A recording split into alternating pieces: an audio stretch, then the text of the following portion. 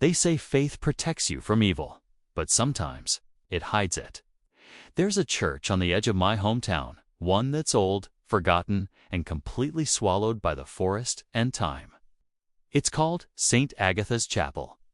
They shut it down 20 years ago after what the local papers vaguely referred to as a tragedy. Nobody talks about it now. No one even dares to drive down the overgrown road that leads to it.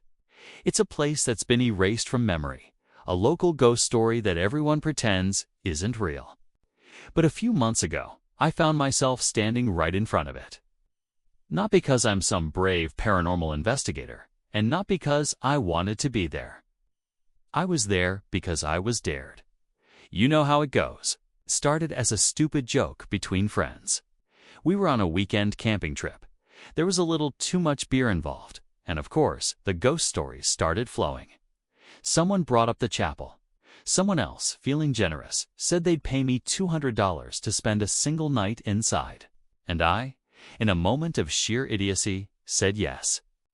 The path to St. Agatha's was barely a path at all.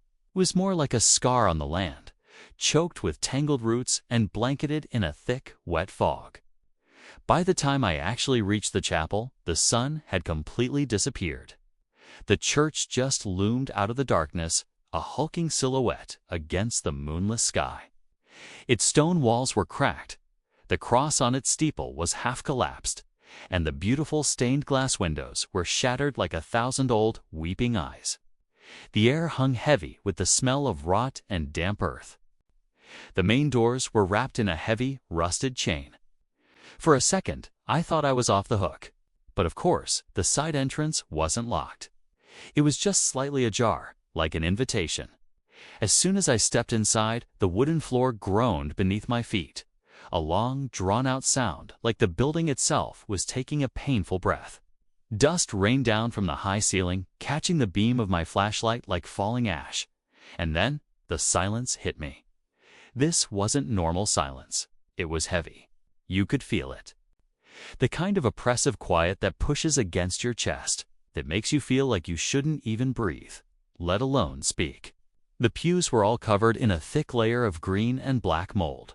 Old prayer books were scattered across the floor, as if an entire congregation had fled in terror mid-sermon.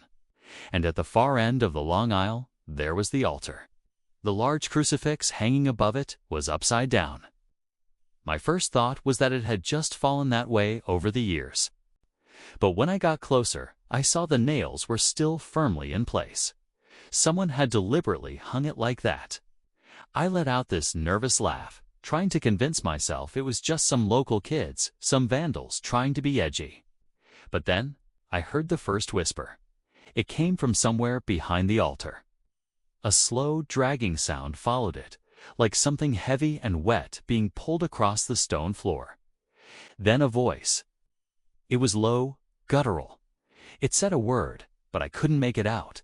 It felt ancient, but I knew, somehow, it was directed at me. My heart was hammering in my chest, but I called out, "Hello, is anyone there?" Complete silence. And then another whisper, but this time it was closer. Then I heard another sound. It was like breathing, deep, ragged, and broken. And it was coming from the confessional booth to my right. Every horror movie instinct screamed at me to run, but my feet felt like they were glued to the floor. I took a few hesitant steps toward it. As I got closer, my flashlight started to flicker erratically. The air turned freezing cold, so cold I could see my own breath puffing out in white clouds. The wood of the booth creaked loudly. I raised my flashlight, and through the grated screen, I saw a face. It was pale, almost translucent. Its skin was cracked like old porcelain, and it was smiling. A wide, unnatural grin. I screamed and scrambled backward, tripping over my own feet and dropping the flashlight. It rolled across the floor, its beams spinning wildly around the cavernous room. When I finally snatched it up again, my hands shaking, the booth was empty, but the door was now wide open. Inside, the seat was wet, but it wasn't with water. Dark, sticky stains soaked into the wood, dripping down onto the floor. and carved into the interior wall were words. 5 words that made no sense to me then, but would haunt me later. Do not let it finish the prayer. I didn't wait to find out what that meant. I turned and sprinted for the main entrance, but the doors that had been chained on the outside were now locked from the inside. The same heavy chain was wrapped tight, the padlock secured. I was trapped. That's when the bells rang. 3 slow, deep tolls. A broken, discordant sound that echoed through the forest. But the sound wasn't coming from the bell tower above. It was coming from below my feet, like something massive was stirring in the foundations of the church. The floorboards began to shift and buckle. I heard that dragging sound again, closer this time, scraping like long nails across wood. Then a voice spoke again, right behind me. It said my name. I spun around, the flashlight beam trembling in my hand. And there, standing in the middle of the aisle, was a priest. Or at least, what used to be one. His robes were tattered and stained with dirt. His skin was a sickly gray blue, stretched tight over his bones, and his eyes. They were just black, hollow sockets. He raised his hand slowly, as if to give a blessing, and in a dry, rasping voice, he said, "You shouldn't be here during Mass." And in that instant, every candle in the church flared to life. But they didn't burn with a normal flame. They burned with darkness. A swirling black smoke that twisted and bent toward the altar, like it was alive and being drawn to something. I didn't think, I just ran. Down the aisle into a side hall, frantically trying every door I could find. Behind me, the whispers were rising into a chorus of screams, prayers, being chanted in a language I didn't recognize, spoken backward, the words echoing inside my skull. I found a stairway leading down. Without a second thought, I plunged into the darkness.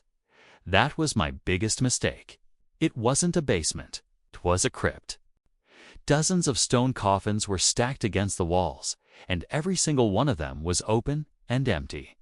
In the center of the cold, damp room stood another, smaller altar, and on it, a book.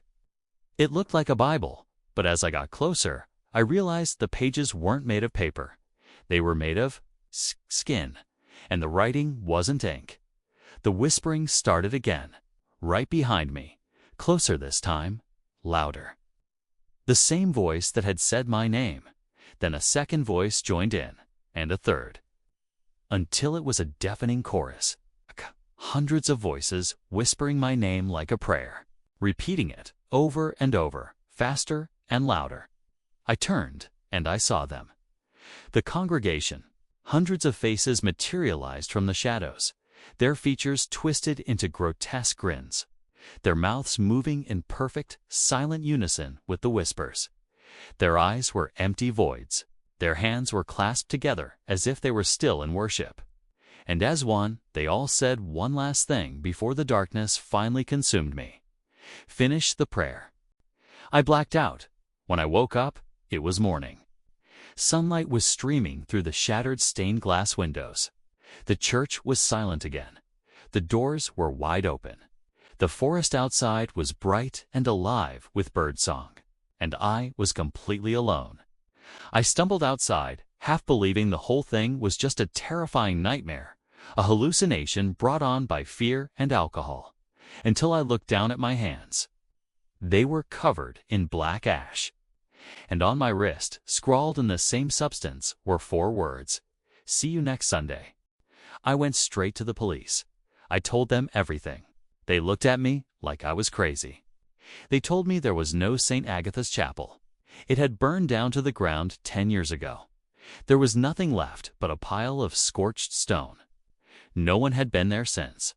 I started to think I was losing my mind, but last night I got a letter. No stamp, no return address, just a single sheet of paper inside. It had one line written in what looked like ash. Service resumes at midnight. Thanks for listening to my story. If you enjoy tales of the unexplained and things that go bump in the night, be sure to hit that subscribe button and turn on notifications. You won't want to miss what happens next. Stay safe out there.